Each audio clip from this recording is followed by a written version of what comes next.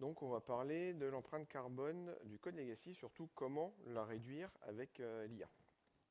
Donc, je m'appelle Olivier Bierler, je travaille dans une entreprise qui s'appelle Rebase Green et qui s'occupe justement de faire à peu près tout ce qu'on va montrer aujourd'hui. Et je m'intéresse particulièrement au Green IT, Sustainable IT, ce genre de choses. L'idée qu'on s'est posée à Rebase Green, c'est de savoir si on pouvait utiliser l'IA pour essayer d'émettre le moins possible de CO2, en tout cas de faire en sorte que l'informatique existante, ou l'informatique future, émettra le minimum de CO2. Donc on s'était dit, déjà première question, est-ce que le remède n'est pas pire que le mal? Parce que quand on a commencé à voir apparaître des IA, on s'est tous posé la question, est-ce que c'est pas lourd en énergie? Est-ce que ça va pas émettre beaucoup de CO2? Alors spoiler alert, oui. Mais après, c'est comme tout, est-ce que les économies sont à la hauteur de l'investissement, on va dire. Alors le premier, il y aura beaucoup de mathématiques, il y aura beaucoup de plus, de multiplication et peut-être même des divisions. Donc s'il y en a qui ont des doctorats en informatique, en mathématiques, ça va aider. Alors, quel est l'impact de l'IT? Alors, il y a quelque chose qu'on sait assez peu, mais l'IT en général, donc l'informatique en plus particulier, émet plus de CO2 que l'aviation civile. Donc on a toujours tendance à se dire, faire attention, pas trop prendre l'avion, pas aller trop loin parce que ça émet beaucoup de CO2. Alors oui, mais nos usages de l'informatique plus. On pense, alors c'est déjà un papier qui commence à dater et malheureusement, le temps que les chercheurs arrivent à faire des données, ça prend beaucoup de temps. Mais on estime que d'ici 2030, l'informatique utilisera 20% de l'électricité mondiale. Donc 2030, c'est demain. Donc ça veut dire qu'on s'y approche. Et tout ça, ça a été écrit avant l'arrivée de l'IA. Donc on s'attend à ce que ces chiffres explosent un petit peu plus. Et ça ne va pas en s'améliorant, on va dire ça comme ça, quoi. Voilà, donc 20% d'électricité mondiale, c'est beaucoup, hein, c'est assez énorme. Donc bien sûr, l'IT n'émet pas que du CO2. Alors on va se focaliser dans ce talk principalement sur le CO2 parce que c'est vrai que c'est un peu devenu l'unité de mesure par défaut. Ça émet d'autres gaz. Alors on a tendance à tout rapporter en CO2 équivalent. Donc le méthane, c'est de mémoire 70 fois plus, il a 70 fois plus de potentiel de gaz à effet de serre que le CO2. Mais voilà, on ramène tout à du CO2 pour simplifier. Et bien sûr, il y a de l'eau qui est utilisée, il y a des terres rares qui sont utilisées avec cet impact sur la biodiversité, ce qui m'a permis de mettre une petite photo, un joli hérisson. Il y a des problématiques de dégâts à gérer, problématiques de bruit pour les gens qui ont des data centers, et comme sur la photo qui est ici, même dans des pays comme la France qui est très peu émetteur de CO2 grâce ou à cause des centrales nucléaires, on a encore des centrales à charbon. Ça, c'est pas loin de là où j'habite, à Nantes, la centrale de Cordemais qui est toujours à charbon. Et quand on va dans d'autres pays, c'est pire. Alors d'un autre côté, quelque chose qui m'a toujours surpris, c'est que une calculatrice collège qu'on a tous utilisée dans notre prime jeunesse pour ma part, est 140 fois plus rapide que l'ordinateur qui était embarqué dans la mission Apollo. Donc tout ça pour dire qu'on a réussi à aller sur la Lune avec une puissance de calcul qui était microscopique. Et maintenant, on a des téléphones portables qui sont des millions de fois plus rapides, j'imagine, que l'ordinateur d'Apollo. Et pourtant, on ne va pas sur la Lune avec, on fait du TikTok. Donc, qu'est-ce qui s'est passé? Alors, il y a quelqu'un qui a écrit cette phrase, je ne me rappelle plus qui d'ailleurs, What Intel gives, Microsoft takes away. Ça veut simplement dire que tout ce que les fabricants de hardware, de CPU en l'occurrence, tous les progrès qui sont faits, donc rappelez-vous la loi de Moore qui permet à ce que tout soit 2 fois plus rapide tous les 2 ans. Mais en fait, les entreprises de software, donc Microsoft quand ça avait été écrit, qui était la plus en vue, utilisent ça. Donc il y a un peu cette course constante entre le software et le hardware. Le software demandant de plus en plus au hardware et le hardware offrant de plus en plus de capacités pour que le software puisse tourner dessus. Donc on se dit, plutôt que de demander de plus en plus au hardware, est-ce qu'on ne pourrait pas faire des efforts sur le software pour demander moins au hardware? Il y a Tristan Nitto qui avait écrit ça, qui avait fait une conf qui tourne un petit peu partout en France et que je vous invite de le voir, qui est intitulée La loi des Rooms. Donc il a essayé d'inverser la loi de Moore en se disant est-ce qu'on ne pourrait pas diviser ou multiplier par 2 les performances du software pour que ça utilise 2 fois moins de CPU tous les 2 ans et essayer d'éviter d'avoir un impact sur le hardware. Transition. Voilà. on va parler donc beaucoup dans ce talk de legacy code. Donc qu'est-ce que c'est que le legacy code? Donc il y a cette définition qui est dans Wikipédia. Moi j'ai plutôt tendance à dire que le legacy code c'est tout ce qui a été écrit. Aujourd'hui, ça commence déjà à être du legacy code. Parce qu'à partir du moment où c'est écrit, le temps que ça aille en production, le temps qu'on repasse dessus, les technologies ont évolué, il y a de la dette technique qui s'est accumulée, on a tous fait des raccourcis. Bref, le legacy code, finalement, c'est un petit peu tout. Et essayer de déterminer un peu ce qui est du legacy code que du code actuel, c'est un peu compliqué, quoi. Alors, ce legacy code, et donc finalement tout le code, il a cette dépense énergétique un peu trop forte. Pourquoi? Parce qu'en fait, plus on demande plus le software demande de ressources en dessous, ça veut dire que derrière, il y a plus d'électricité qui va être demandée. Donc cette électricité va émettre plus ou moins de CO2 pour être produite. Et ensuite, plus on a besoin de machines, plus il y a besoin de fabriquer ces machines et les renouveler. Et donc forcément, plus il y a de CO2 qui est émis pour la fabrication et la livraison et le recyclage de ces machines. Donc il y a des dépenses énergétiques par rapport à des algorithmes sous-optimaux. Donc on parle de complexité algorithmique, de ce genre de choses, de gestion de la mémoire, des problématiques d'architecture, par exemple manque de cache, des problématiques de scalabilité. Un vieux code legacy qui est un gros monolithe, ça va difficilement pouvoir passer sur du cloud, ça va difficilement pouvoir être mis de manière un peu plus agile sous forme de conteneurs, etc., etc. Et bien sûr, on a les problématiques de framework obsolètes, de technologies obsolètes, de langage interprété pour faire du code intensif, ça existe encore beaucoup. Et pourquoi on se focalise sur le CPU? Parce que c'est un peu ce qui drive un petit peu tout. Alors évidemment, il n'y a pas que le CPU, il y a la RAM. On voit sur le diagramme à droite que le CPU, en général, selon le papier, ça prend 32% des ressources. On voit que la RAM, c'est à peu près 14%. Mais c'est un peu, les deux vont un peu l'un vers l'autre. C'est juste que pour simplifier, dans tout ce qu'on va parler pour l'instant, on va se focaliser uniquement sur le CPU, mais c'est valable pour la RAM, pour plein de choses. Et le CPU est aussi un peu ce qui utilise beaucoup de ressources énergétiques. Comme on c'est proportionnel à la charge du CPU. Plus le CPU il est chargé, plus il va utiliser d'énergie. Ça paraît pas ouf de le dire, mais en tout cas ça mérite d'être vérifié et c'est le cas. Une fois qu'on a l'énergie, donc là on a vu qu'on a de l'énergie qui est utilisée par le CPU, comment on arrive à déterminer les émissions de CO2 équivalentes? Donc il y a un site qui est bien pratique, je vous invite à aller voir, qui s'appelle Electricity Maps. Et sur ce site, on peut cliquer et voir en direct ou prendre des moyennes sur l'année passée, etc., par mois, etc., différentes granularités. On peut aller sur les différentes régions de production d'électricité et voir l'intensité carbone de chaque région. Donc en France, on est, bon, ça date d'un peu plus d'un an ici, mais on peut aller vite fait voir à quoi ça ressemble aujourd'hui. Petite démo vite fait. On voit que, ah oui, c'est un peu plus aujourd'hui, on est sur du 63 grammes de CO2 par kilowattheure. Donc pour chaque kilowattheure produit, il y a 163 grammes de CO2 qui ont été émis. Si on regarde en Allemagne, on est sur beaucoup plus, 438 versus 63. Pourquoi? Parce qu'ils ont fait des choix énergétiques complètement différents. Et aux États-Unis, c'est un peu le bordel. On va dire en Californie, on est sur du 359 grammes de CO2 par kilowattheure. Et quelque chose qui est assez intéressant, c'est qu'on voit que ce mix énergétique, on va essayer de faire un peu plus grand. Hop. Donc là, j'ai pris la Californie.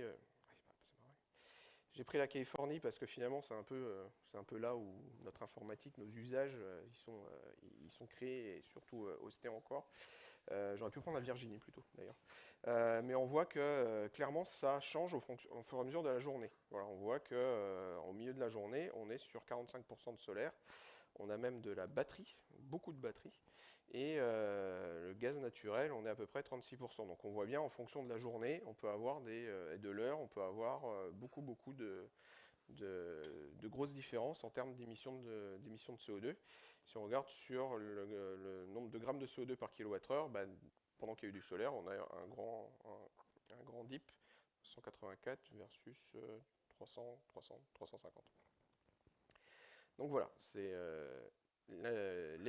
transformer l'électricité en émissions de CO2, c'est assez facile, c'est une multiplication. Là où c'est difficile, c'est que ça dépend, et il faut savoir où ça tourne. J'ai fait des autres talks, donc je vous invite à aller les voir si ça vous intéresse sur ces deux sujets. Un sur comment on va pouvoir mesurer et réduire les impacts de l'infrastructure, et un autre, une vidéo un peu plus récente, sur comment mesurer et réduire éventuellement, les émissions de l'IA. Donc ici, je ne vais pas rentrer dans les détails de comment on calcule pour l'IA, etc., même si je vais devoir le faire un petit peu. Donc je vous invite à aller voir ça, ça demande voilà, un petit peu de temps pour expliquer tout ça. Donc pourquoi est-ce qu'on n'optimiserait pas le code legacy pour venir?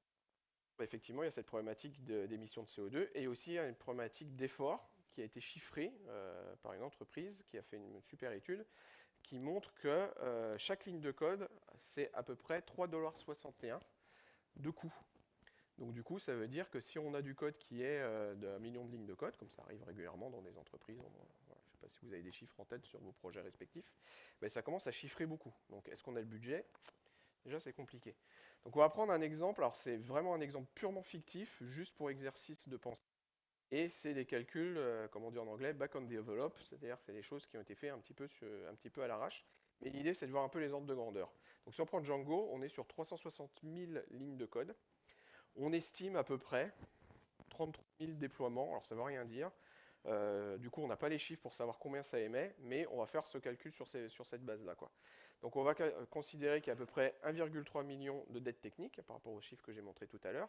Et donc du coup, en faisant des grosses estimations et des grosses assumptions, grosses mailles, j'arrive à peu près à 27 000 tonnes de CO2 par an. Et on va dire qu'en faisant ces optimisations, encore une fois chiffre fictif parce que bien évidemment je ne l'ai pas fait, en faisant ces optimisations, on arrive à quelque chose d'assez conservateur de 15% de réduction de CO2. Alors, selon mon expérience, selon certains papiers, etc., on arrive à avoir beaucoup plus. Donc on va être très conservateur et se fixer à peu près 15%. Si on demande à un humain, ou à des humains, d'essayer de régler, d'optimiser le code et de regarder à peu près toutes les lignes de code et essayer de les optimiser. Il y a un bouquin qui a été écrit un petit moment et qui fait toujours autorité, qui dit qu'un développeur peut faire 10 lignes de code par jour. Ça paraît peu, parce qu'il y en a qui pensent pouvoir faire plus. En fait, de manière réaliste, finalement c'est assez peu, parce qu'on fait beaucoup d'autres choses. Mais on va être irréaliste, on va dire une ligne de code par minute. Ouais, on est des grosses machines, on est des bêtes. Alors ce que ça donne. Pour faire ça, on se dit qu'on va prendre que 25% du code, parce qu'on se dit qu'il y a beaucoup de code, c'est des fichiers JSON, des machins, il n'y a pas besoin de trop d'optimisation. On va prendre que 25% du code et on va faire un petit calcul rapide. Ça nous prendrait 187 jours pour un développeur ou une développeuse pour faire cette optimisation. Est-ce que c'est réaliste? Probablement pas, parce qu'on est sur une ligne de code par minute. Est-ce qu'une entreprise ou un projet peut se permettre ça? Sans doute pas. Donc, si on demandait à l'IA de faire ça, donc on va dire, encore une fois, 60 lignes de code, et j'ai pris, alors c'est selon ce que ChatGPT m'a appris, plus ce que j'ai vérifié en local avec des projets Python un peu au hasard en essayant de les tokeniser, donc regarder le nombre de tokens qu'il y a dans un fichier de code, on est à peu près sur 8 tokens par ligne. Les tokens, c'est à peu près comme des mots pour l'IA, on va très schématiser. Et donc du coup, si on fait ce calcul, donc 25% du code, on est sur du 720 tokens. Et selon un site qui s'appelle Ecologits, alors on va juste les voir vite fait, c'est un site qui vous permet de calculer les émissions de CO2 et l'énergie en fonction des providers d'IA que vous pouvez utiliser. Donc on va dire Claude, Code, et on va dire qu'on va écrire 15 000 lignes de code, et là il vous fait ces petits calculs. Alors il y a toute leur méthodologie qui est expliquée, encore une fois, pas rentrer dans les détails parce que ça va prendre du temps. Mais du coup, selon ce site-là, je suis arrivé à peu près en moyenne, en prenant des gros trucs, des OpenAI, des Claude Sonnet, des IA qui sont assez grosses, j'arrive à du 2 Wh par 1000 tokens. Ce qui fait que du coup, si on veut faire cette optimisation, la même qui a été faite par les humains juste avant, on serait sur 1,4 kWh d'énergie, ce qui correspond à peu près à 113 14. Pourquoi iPhone 14 ? C'était complètement au hasard. Et ça représenterait ça en temps d'émission de CO2. Alors regardez pas le 300 km en voiture parce que j'ai refait les chiffres derrière et j'ai oublié de changer cette valeur. Et donc on voit bien qu'en fonction du pays, cette même valeur aurait pu changer. Là j'ai pris la moyenne mondiale de l'intensité carbone pour l'électricité, mais si on avait fait ce même calcul, cette même optimisation en étant sûr que notre IA est basée en France, on serait beaucoup moins en termes d'émissions de CO2. Donc du coup, effectivement, on se dit qu'on va penser presque une demi-tonne de CO2, mais pour optimiser 4000. Et sachant que là, j'ai un peu pris ce qui était le plus pessimiste, c'est-à-dire en utilisant des grosses IA, pas forcément basées en France, en prenant la moyenne mondiale, et en refactorant 25% du code. Donc d'expérience, on a besoin, pour avoir des chiffres comme ça, pour avoir 15% de réduction d'émissions, on a besoin de pas forcément refactorer 25% du code, c'est beaucoup moins. Et on va prendre une IA beaucoup plus petite. Et on va essayer d'utiliser dans un pays un peu plus vertueux. Et du coup, comme je disais tout à l'heure, là on s'attend à avoir du 15% de CO2, normalement on va avoir du beaucoup. Donc du coup, ça veut dire que même si je me suis foiré dans ces estimations et que c'est complètement irréaliste, néanmoins, on voit bien que le rapport, voilà, il est de 1 à 8000, quoi. Enfin, même si on s'est un peu foiré, il y a encore de la marge d'erreur, quoi. Il y a de la marge de progression dans tous les sens. Donc sur le papier, ça a l'air de fonctionner. Si on utilise de l'IA, on peut optimiser notre code on peut optimiser l'énergie utilisée par notre code, sur le papier seulement. Il y a un papier, justement, qui est sorti, qui montre que, contrairement à ce qu'on pourrait penser intuitivement, je ne sais pas ce que vous en pensez, vous, mais moi je pensais naïvement que si quelque chose je pouvais le faire moi-même, ça prendrait moins d'énergie que de demander à une IA. Et en fait, c'est complètement faux. Elle est logarithmique en plus, donc faites attention. On voit ici qu'une page de texte écrit par ChatGPT, alors non pas la qualité du texte, si c'est du code, si ça fonctionne, tout ça c'est assez brut hein, comme étude. Une page de texte écrit par ChatGPT n'a aucun rapport en termes d'énergie, ou de grammes de CO2 en l'occurrence, par rapport à cette même page de texte écrite par un humain, un ordinateur, laptop ou desktop. Donc on voit que ça n'a absolument aucun rapport. Donc en gros, contrairement aux idées reçues, si c'est quelque chose qu'un humain peut le faire, autant que ce soit un humain qui le fait par rapport à une IA, bah finalement pas vraiment. Alors cette étude est assez biaisée, je vous laisserai la lire si vous avez envie de voir, parce que du coup elle part du principe que l'ordinateur va être utilisé que pour ça. Donc du coup toute l'énergie de l'ordinateur va être monopolisée par écrire du texte. L'ordinateur fait d'autres choses, probablement. Mais bon, bref, ça prend peut-être pas en compte le Spotify ou le Deezer qu'on a en même temps, mais bon bref, voilà, je vous laisse vous faire votre idée. Donc on va regarder deux cas d'usage. Premier cas d'usage, ça va être migration de langage. On va traduire du code dans un autre langage. Et le deuxième use case, ça sera plus, on va essayer de profiler le code et voir des problématiques dans le code et essayer de l'optimiser. Donc, alors j'imagine que vous n'allez pas trop pouvoir voir le code, mais j'ai fait un petit code en Python. Alors c'était tout petit, dans une seule page pour que je puisse pouvoir le copier-coller dans des chats d'IA, etc., etc. Il est volontairement mal écrit dans le sens où, si vous voulez faire ce calcul de nombre premier et ces multiplications de nombres premiers, calcul matriciel, il y a des librairies, il y a des choses qui permettent de le faire beaucoup mieux, évidemment. Mais on va le faire de manière très naïve, en prenant un algorithme très naïf tel qu'on le ferait à l'école, en cours, quoi, quand on commence à apprendre un petit peu d'algorithmique. Et du coup, on va le faire tourner. Je suis un peu perdu parce que normalement je suis sur fond noir, mais j'essaie de le mettre sur fond blanc pour voir si on le voit mieux. Alors on va essayer de le faire tourner. Allez, hop.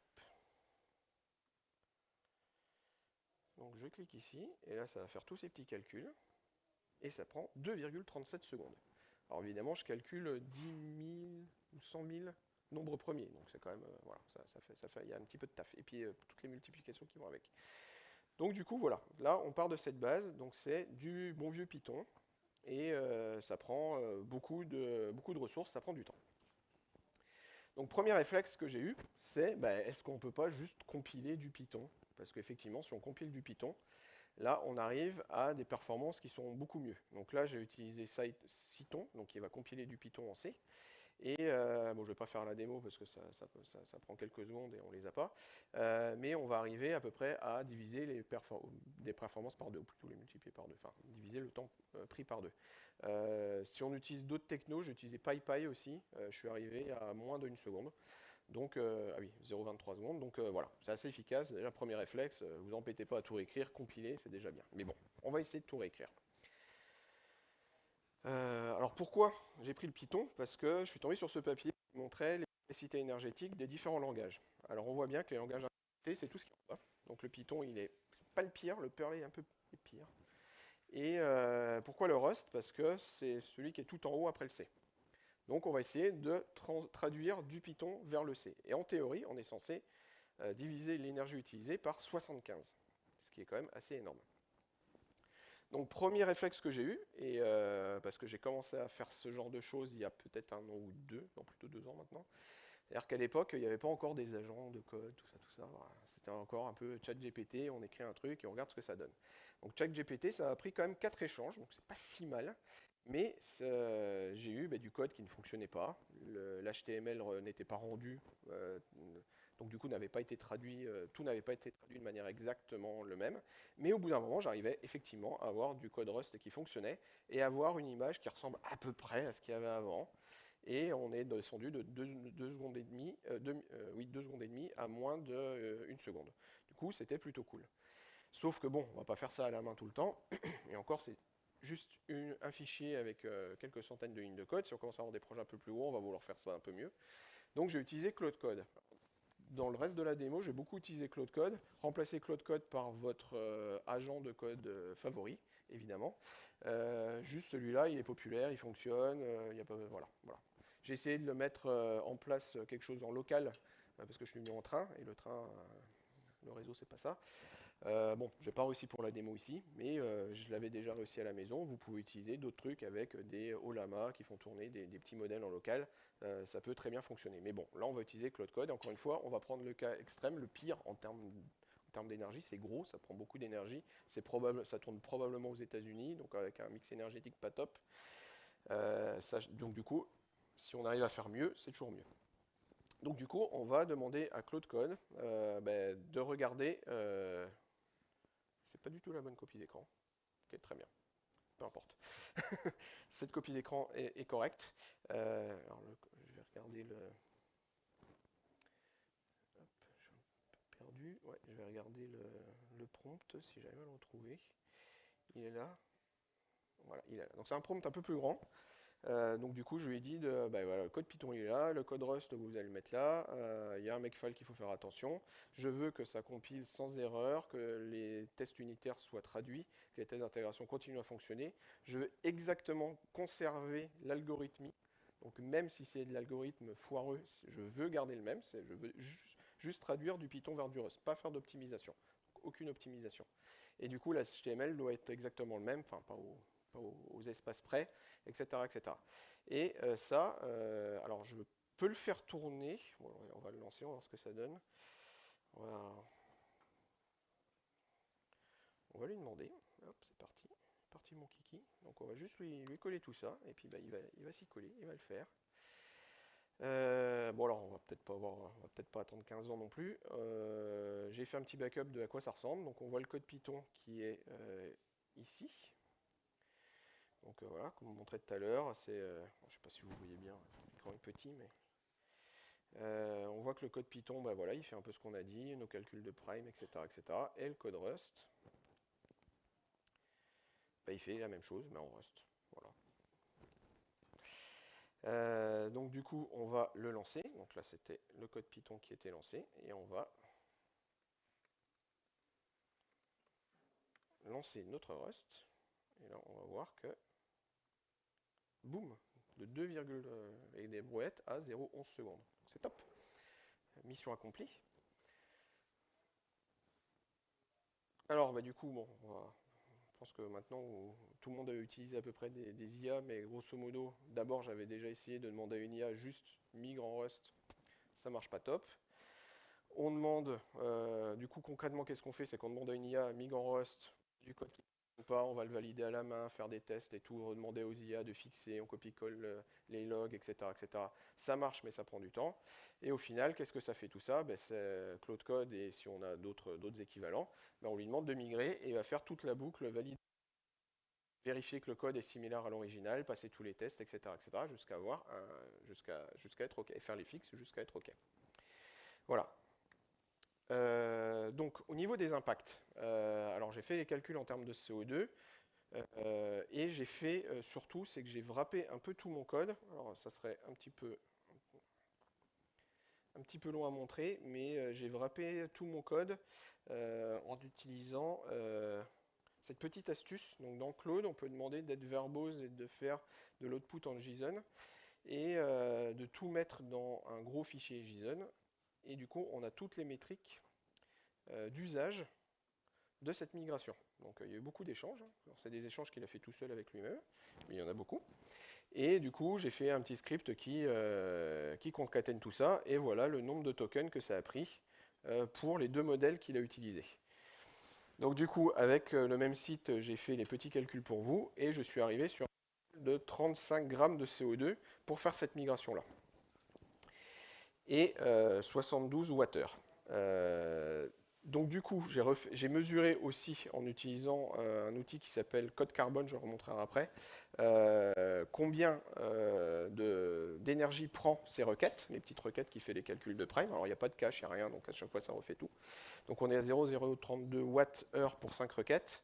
Après tout ça, on a économisé donc 0,31 parce qu'on a beaucoup économisé. Et donc du coup, j'ai fait un petit calcul pour savoir à partir de combien de requêtes on est passé au-dessus de notre investissement de traduction de faire notre migration. Donc notre migration nous a, notre migration nous a utilisé 72 Wh et il faudrait faire 11 700 requêtes pour avoir au moins ces 72 Wh d'amorti. Donc du coup, c'est à peu près 3 heures à raison d'une requête par seconde ou 8 jours avec une requête par minute. Est-ce que c'est réaliste? Est-ce que c'est pas réaliste? De toute façon, c'est du code pas réaliste, donc on oublie un peu ça. Mais ça paraît atteignable.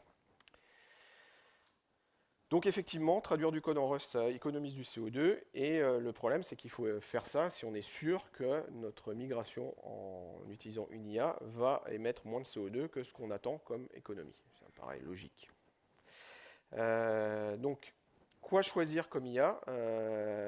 Le nombre de paramètres. Donc en entendant des IA qui sont, on dit des IA qui sont à plusieurs milliards, plusieurs milliers de milliards de paramètres, ben, en fait, ce nombre de paramètres, il impacte directement l'énergie utilisée par le modèle, mais l'énergie utilisée par le modèle par token. Ça, c'est important. Donc en gros, si vous avez une requête pondre 1000 tokens, bah, du coup, ces 1000 tokens faits par un modèle qui est petit va émettre beaucoup moins d'énergie que des 1000 tokens faits par un modèle gros. Pourquoi? Parce qu'en fait, le modèle, si c'est un modèle dense, va monopoliser tous les paramètres pour traiter un token. Alors que si on a un modèle qui est plus petit, bah, du coup, forcément, ça va utiliser moins d'énergie.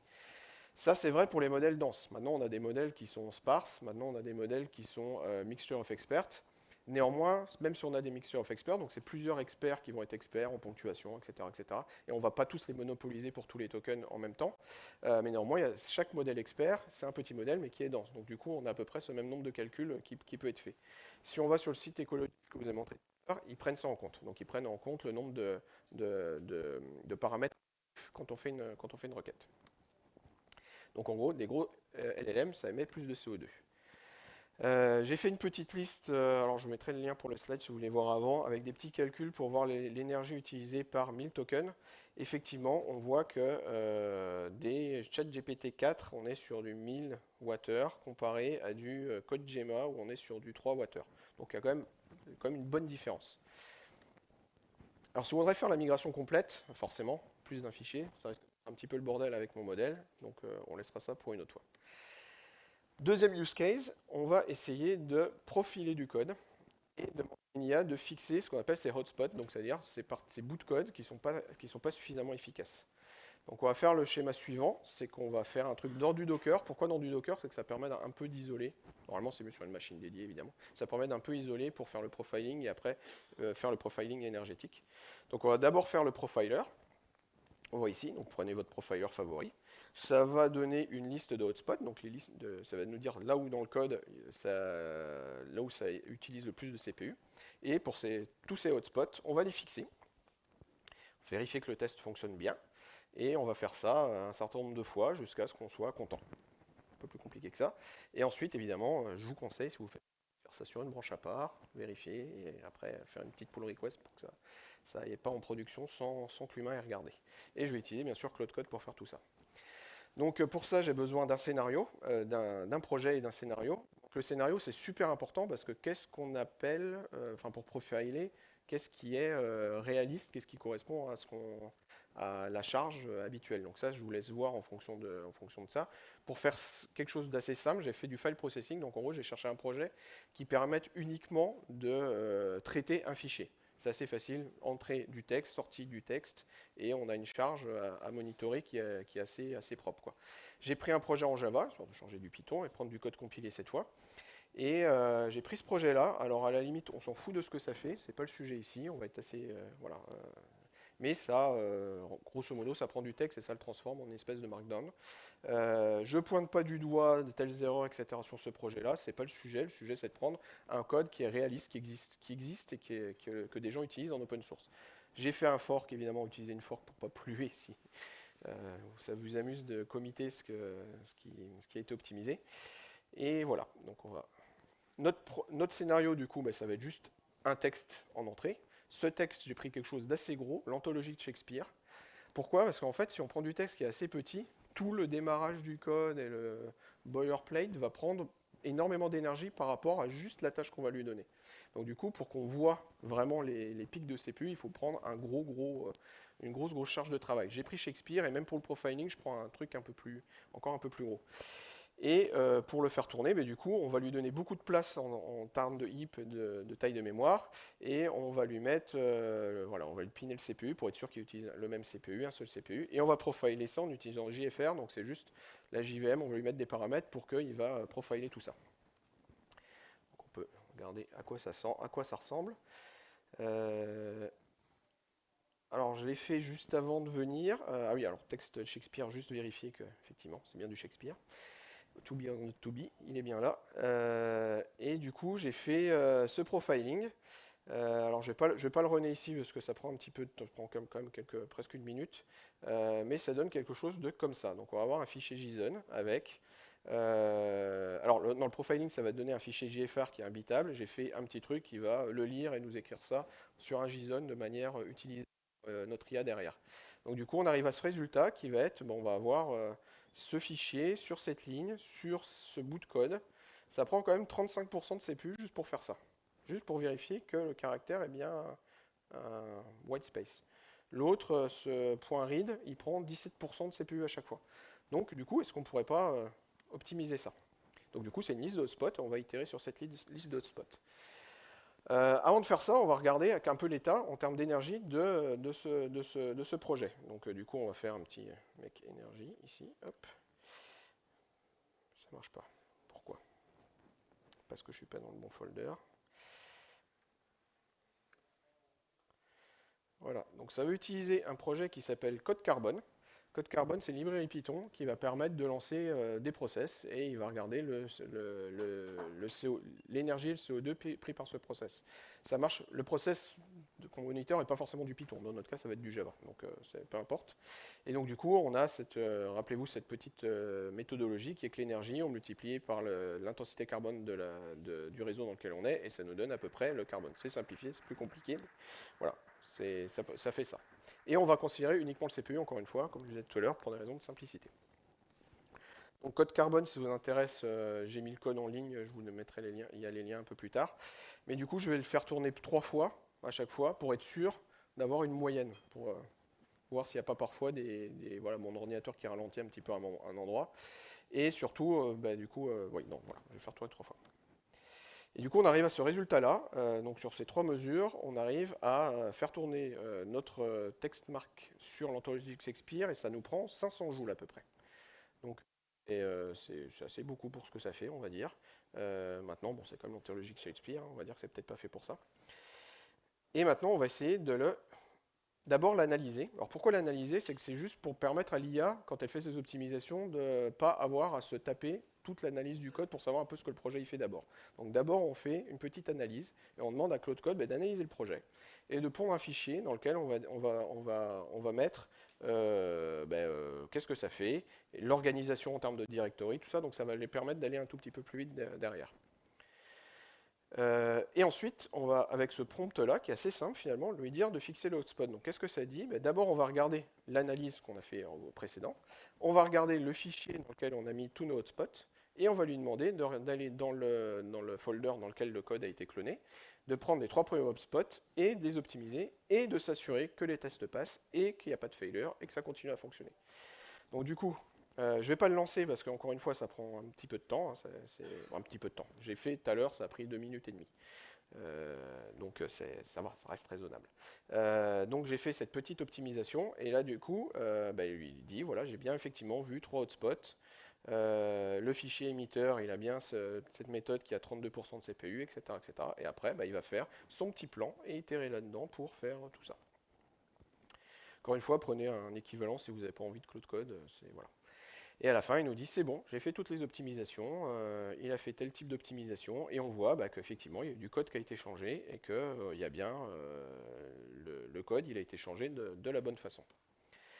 Donc en termes de résultats, on va faire repasser, alors du coup je vais changer de branche, on va prendre ma branche d'optimisation. Alors pourquoi OptimForce? Parce que j'ai fait 4 hotspots. Et on va repasser cette petite mesure d'énergie, donc ça va prendre un petit peu de temps, donc encore une fois sur Shakespeare, et croisant les doigts que ça marche. Donc il fait ces 3 petites itérations, donc ça va plus vite que tout à l'heure. Et à la fin, on va avoir un petit rapport. Alors c'est du code, voilà, comme j'ai dit, ce petit rapport, c'est pas Code Carbone qui le fait, ce Code Carbone, il écrit juste dans des objets en Python, mais après, voilà, vous pouvez en faire ce que vous voulez, les montrer ce que vous voulez. Donc on est passé de 500 à 100 dans cet exemple-là. Donc c'est plutôt cool. Moi, dans le test que j'avais fait avant, j'étais passé de 500 à 273. Bon, voilà, c'est les aléas. Je ne sais pas trop ce qui s'est passé. Ça a été mieux cette fois-ci, pourquoi pas. Mais du coup, on va dire qu'on va rester sur les valeurs des slides. Donc on a fait une optimisation de 44%, ce qui est plutôt cool. Maintenant, est-ce qu'on a un bon retour sur investissement? Encore une fois, la dernière fois, est-ce que l'IA a mis beaucoup plus de CO2 que ce qu'on va récupérer? Alors du coup, j'ai fait comme tout à l'heure, j'ai wrappé mes appels à Claude pour capturer le token qui a été utilisé, et j'ai utilisé Ecologit pour qu'il me fasse le petit calcul à la main pour me dire le nombre de tokens, en quoi ça correspond. Alors j'ai pris l'Allemagne, juste pour histoire d'avoir un peu le pire, entre guillemets. Faut pas juste coter ce que je viens de dire. En termes d'énergie. Donc du coup, on arrive à 5 millions de joules à peu près pour juste l'IA. Donc forcément, on a 5 millions de joules pour gratter 215 joules. Donc voilà, là effectivement, c'est un peu la bombe nucléaire pour pas grand-chose. Sauf qu'en théorie, on ne va pas l'utiliser qu'une fois, le code qu'on a optimisé. Donc il faudrait faire tourner ce code-là 26 000 fois pour amortir nos émissions de carbone dues à l'IA. Encore une fois, c'est un peu le cas pire. Comment on peut améliorer ça? Premièrement, c'est de faire tourner ça dans un autre pays. Donc on va prendre la France, nucléaire, cocorico, et là du coup on n'a plus besoin de 27 000 runs, mais uniquement de 3 000 runs. Alors, la différence par rapport à tout à l'heure, parce que ici j'ai pris le CO2, tout à l'heure j'ai pris le kilowattheure, et les chiffres sont arrondis, enfin voilà, on tape sur des gros chiffres, il y a des petites différences.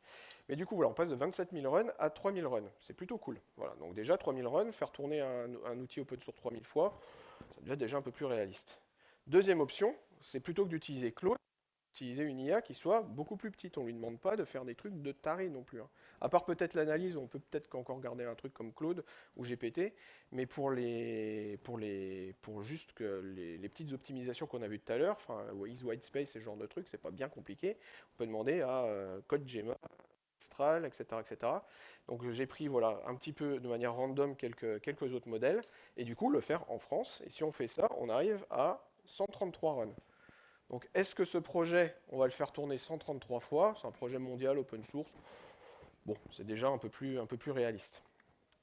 Donc du coup, effectivement, il faut bien choisir la région dans laquelle on fait tourner l'électricité et bien choisir son modèle. Donc si vous voulez refaire ça, j'ai mis les liens ici. J'ai mis un petit QR code à la fin pour avoir les liens de la présentation qui vous donnera accès aux liens de ces deux démos. Et cette dernière démo, l'image qui a sauté, mais cette dernière démo, j'ai fait un papier qui a été publié dans Java Pro Magazine de ce mois-ci, qui vient de sortir. Et du coup, à la page 112, vous pouvez retrouver quelques pages qui détaillent. Donc en conclusion, on peut dire que l'IA, ça permet d'optimiser le software, de faire des migrations de langage, de faire des détections d'hotspots et les optimiser, et plein d'autres choses. On peut migrer de framework, on peut imaginer optimiser des requêtes SQL. Là aussi, il y a des petites surprises à gratter. Il y a plein de choses qu'on peut faire. Mais par contre, une fois qu'on a choisi son modèle et bien sûr et sa région dans laquelle on veut faire tourner ça, évidemment, calculer, estimer votre carbone. Ça, c'est super important. Même une petite estimation, comme j'ai fait tout à l'heure, un peu à l'arrache, on ne sait pas trop, on ne sait pas combien de temps ça va durer, ça permet de voir les ordres de grandeur. Si les ordres de grandeur, c'est de 1 pour 5000, on est à peu près sécure. Si c'est les ordres de grandeur, c'est voilà, je sais pas, 1,5, un truc comme ça, là, il faut peut-être faire attention à ce qu'on veut faire. Quoi, voilà, quoi. Donc du coup, il faut calculer les émissions de l'IA pour faire l'optimisation et les émissions, les économies de carbone après optimisation. Voilà, ce sera tout pour moi. Ici, vous avez les slides et le feedback. Si vous avez envie de donner du feedback sur la droite. Vous avez mes contacts si vous avez des questions, etc., etc. Mais j'ai quand même, je crois, quelques minutes pour des questions.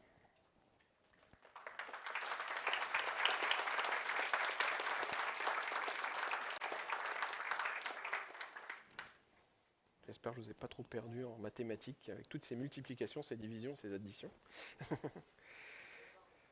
D'ailleurs, faites attention si vous faites les calculs, il y a des trucs en kilowattheure, en wattheure, en joules. Là aussi, on peut vite se foirer d'un facteur 1000 aussi. Hein. Est-ce qu'il y a des questions? Oui, il y en a une là. Alors moi j'aurais plein de questions. Effectivement, il y a plein de chiffres, donc on Ouais, sait plus ce qui est pris en compte et ce qui n'est pas pris en compte. ouais. En l'occurrence, est-ce que c'est pris en compte le bilan carbone de la personne qui utilise l'IA? Alors, là, c'est presque une question philosophique, on va dire. Quoi. Ouais, effectivement. Et même d'un point de vue comme ça, est-ce qu'il faudrait prendre en compte le bilan carbone en partie de 10 heures quand tu utilises de la musique pour coder? Parce que ça peut aller très loin au final. Quoi. Ton ordinateur qui va peut-être faire autre chose en même temps. Alors c'est pour ça que dans le papier qui était là, ils avaient fait quand même un truc qui était sympa. Il faut que je retrouve la page. Ils avaient fait un truc qui était sympa et qui paraît un peu limite quand on voit ça comme ça, mais qui paraît sympa, c'est qu'ils ont pris un humain en Inde qui écrit cette page et un humain aux États-Unis qui écrit cette page. Parce que justement, les émissions de carbone entre l'Inde et les États-Unis par personne sont complètement différentes. Donc effectivement, voilà, il faut le prendre en compte. Mais le truc, c'est que, comme j'ai montré tout à l'heure, j'essaie de voir, je me suis un peu focalisé sur les émissions de carbone de ton IA pour faire les optimisations, en partant du principe que, de toute façon, un humain n'aura pas le temps. Et même si tu as le temps, tu devrais émettre tu devrais émettre beaucoup plus de CO2 en tant qu'humain, quel que soit le cas de figure, parce que comme on montre cette image-là, on est sur une échelle logarithmique. Donc quel que soit le cas de figure. Maintenant, effectivement, le temps que tu ne vas pas passer à faire cette optimisation, tu vas le passer à faire autre chose. Bah, c'est discutable. Enfin, c'est des 8 heures de travail par jour, moins, plus. C'est complètement discutable. Mais effectivement, c'est une bonne remarque. Quoi. C'est complètement. Et pour aller dans le même thème, on parle de code legacy. L'autre définition du code legacy, c'est un code qui n'a pas de test. Ouais. Et en l'occurrence, si on veut faire travailler l'IA, il faut qu'il y ait des tests pour vérifier qu'il n'y a peut-être pas n'importe quoi. Très bonne remarque. Et justement, c'est ce qu'on essaie de faire dans notre projet. Un des trucs que tu peux faire, c'est de demander à l'IA d'écrire les tests d'abord. Avec l'état du code qui est là, mais effectivement c'est crucial. Enfin, je ne sais pas comment, pendant la migration, je ne sais pas comment tu peux faire la migration sans avoir des tests. Enfin, là j'ai fait un test d'intégration qui va juste lancer la requête et comparer l'HTML caractère à caractère. Plus ou moins les espaces parce que c'était relou et ça permet d'un peu sauver du CO2 juste parce que les espaces sont pas bons donc on leur demande à l'IA, mais bon voilà quoi. Mais ça me paraît un peu le minimum, quoi. C'est d'avoir une bonne couverture de test, ça c'est crucial, mais tu peux demander à l'IA de faire la couverture de test parce que souvent, test unitaire, en tant qu'humain développeur, j'imagine que vous en avez fait un petit peu dans la salle, c'est chiant. Si on demande à une IA d'un peu l'automatiser, on peut avoir ça. Mais encore une fois, ça va toujours dans le bon sens. Et effectivement, dans les théories, il faudrait prendre en compte l'IA qui va mettre le code à un niveau de qualité, adéquat. Quoi. Voilà, quoi. C'est pareil, la documentation, que le code soit commenté, c'est aussi c'est des trucs que l'IA peut aider. Et c'est un peu ce que j'ai fait tout à l'heure quand j'ai fait l'analyse. C'est demander d'abord à l'IA de faire une première analyse pour comprendre un peu le truc, pour éviter qu'à chaque fois qu'on redemande, qu'on fait une nouvelle session, qu'on demande à une IA de se focaliser sur tel hotspot, de ne pas se retaper l'analyse complète. C'est déjà, hop, ça c'est sauvegardé. Voilà. Une autre question? Sur la partie faire tourner les tests dans un Docker. Ouais. Dans le code legacy aussi, les produits, on peut Ouais. pas faire tourner dans un Docker. Ouais. Et tout dernier point, parce que c'est le problème que je rencontre moi au Ouais. quotidien dans mon travail, c'est que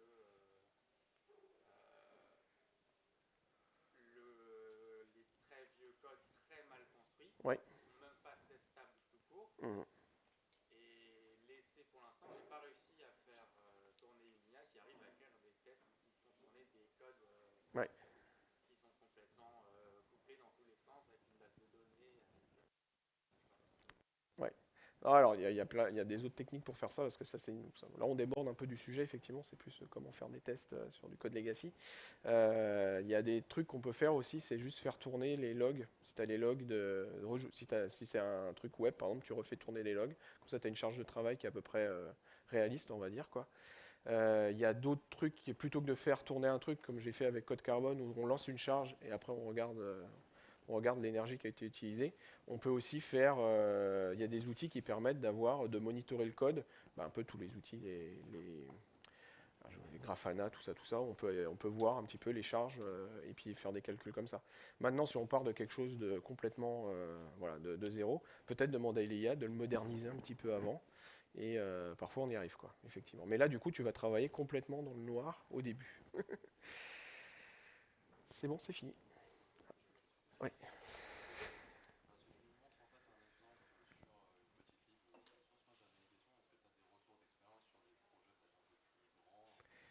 Ouais.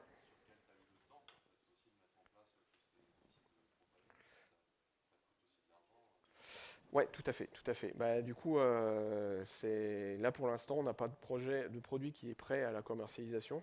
Donc ça va demander encore un petit peu de travail pour commercialiser, pour avoir accès à des gros projets. Gros projets, ça demande beaucoup d'IA, beaucoup de tokens, beaucoup de trucs. Maintenant, j'ai travaillé sur des projets qui sont un peu plus réalistes, un peu plus gros, et on arrive à des trucs qui sont plutôt cool en termes d'économie d'énergie. On est sur du 60-80% de résultats. Donc c'est des choses qui sont complètement... Voilà. Par contre, parfois, on a des petites surprises du style, le premier hotspot, on va... Rien. Deuxième hotspot, rien. Troisième hotspot, là, on va diminuer l'énergie de 80%. Et il faut le faire plus l'un après l'autre. On fait le premier hotspot, on reprofile. Enfin, il y a plein de chemins qui permettent d'arriver à ça. Donc c'est encore assez expérimental tout ça, il faut que les choses soient claires. Mais en tout cas, sur le papier et après les petites démos qu'on a fait, ça a l'air quand même prometteur, quoi. Parce que oui, le faire à la main aussi, c'est coûteux, quoi. Voilà, l'idée, c'est d'arriver à une machine qui fasse tout ça d'un coup, quoi. Eh ben, c'est fini. Bon, du coup. Merci Olivier. Non, n'hésitez pas à faire vos retours sur la conf sur Open Feedback. Ouais. Voilà. Je reste toute la journée dans le coin. Voilà. Merci beaucoup.